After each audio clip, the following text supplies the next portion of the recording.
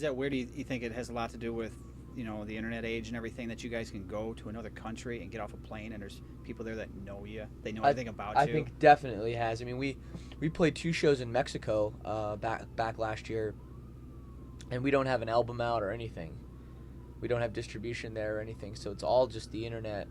And we played, and it was like, get out of the car, and there's like people swarming the vehicle, and then there's bootleggers outside of our outside of our show. It's like Warped Tour. There's like 10 tents full of our bootleg crap. It's like, well, what the hell? Like, we're just this little band from Canada. What the hell is going on? And it's all just, I mean, these people, and the songs that were on the 4 songs that were on our MySpace were the ones they knew the most, So yeah. you got really, it's really amazing how far the internet has gone and taken bands to this whole new level, which, I mean, didn't exist 10 years ago. Does it sometimes drive you nuts? I know when we, with the videos that we post to help promote you guys and the other bands that we do, just reading some of the comments drives me crazy. I can't imagine. Do you guys even bother reading it anymore? What do you mean? Like, shit talking? No, a little bit of everything. Fans, fighting back and forth. Oh, this album's better. That album's better. It's always interesting to read up on and kind of get a feeling for how people are responding to things, but it's also like you have to some extent, stay a little bit removed from it and not let it influence you too greatly. Absolutely. I remember when we first started out, we got signed to Victory, and some of the things people would say weren't exactly the nicest. Yeah. And like, it would bother me, and it probably took me a few months to really like. I mean, that doesn't bother me at all anymore. Like, I think I either think it's funny or I just simply don't care. Yeah. Because then all it takes is one asshole to write something, Yeah. and those are the people that write things. It's not the people that like really love your band that go out of their way to, you know what I mean? Yeah, it's just funny how they take it so personal. Yeah, the fans sure, do. It's crazy. sure, absolutely. But really, like, I like it. We have a message board, and I love going on there and reading it, and MySpace comments and stuff, and that's all almost always like pretty uplifting. So that's great. And every time when there's something negative, I'll actually think about it, and I'll be like, does this person have a point? Like, is this something that I should? And I will think about it, because if there is a problem, I want to solve it, But Right. but it doesn't. I don't let it affect me or bring me down anymore at all. Yes. Now, with a band that's been around this long, is there a song that you guys have that no matter how many albums you put out, CDs, how many albums you guys put out, there's one song that you'll play at every show, no matter what? Well, maybe not.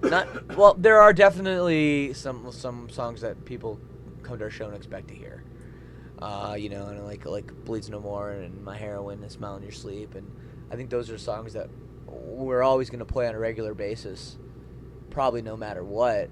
I mean, since Bleeds No More was written and we started performing it, I think we've played it at pretty much every single show. Pretty much every show. Like, do you think it's up close to around 1,000?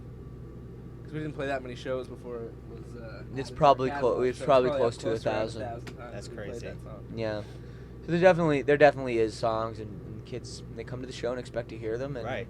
They pay their money, and what are we we're actually gonna deny them of that? Yeah. And like, it's interesting because a lot of bands, they won't play their old stuff or whatever, and they'll be like, just because they're sick of it. Yeah. But for me, it's like every time we play that song, even though we play it the same, it's different because you're in a different venue. Sure. The kids are different. The vibe is different. Everything like is a little bit of difference every time, which always keeps it fun and always keeps it interesting. So for me, it doesn't really matter what songs we play as long as the kids are into them and have a good time.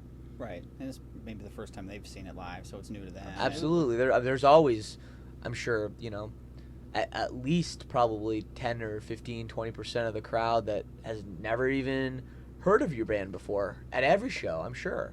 So, there's always people to impress. Yeah. So where are you guys at in the lineup tonight? I know this is kind of a co-headlining tour. Yeah, it's a co-billing. So both Chiodos and us play for an hour. How do you pick who goes on first? Is it We go on first tonight. okay? So Changes up every other night. Yeah, or we're whatever? playing Toronto. We're closing Toronto. It's our hometown. Sure, So that makes sense. Yeah. Okay. So other than the new album coming out in the spring, any other big plans for 09? Tons. Yeah, I mean we're really gonna if you think we went hard in 08, I mean just wait for 09 because right off the bat, we're gonna finish up the record and we're going to South America. Wow. We're going to Argentina and Chile and Peru and Brazil and Colombia. It's gonna be pretty crazy. Will we make it back to Chicago? You think? I hope. Well, you mean alive?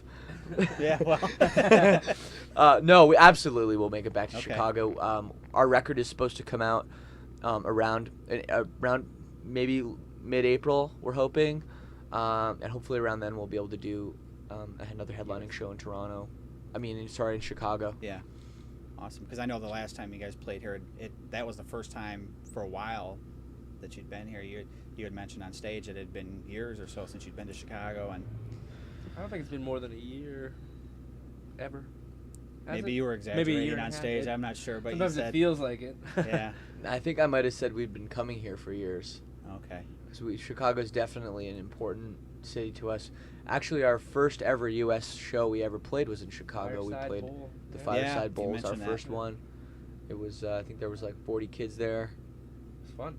Yeah, but it's cool because every time we come back, we played the Fireside, and then we played the Bottom Lounge when it existed, and then the Metro, and then the House of Blues, and now we're here at the Riv. So it's really cool, and just like I said, it's been such a slow, steady progression for us. And What's the biggest show you've ever played?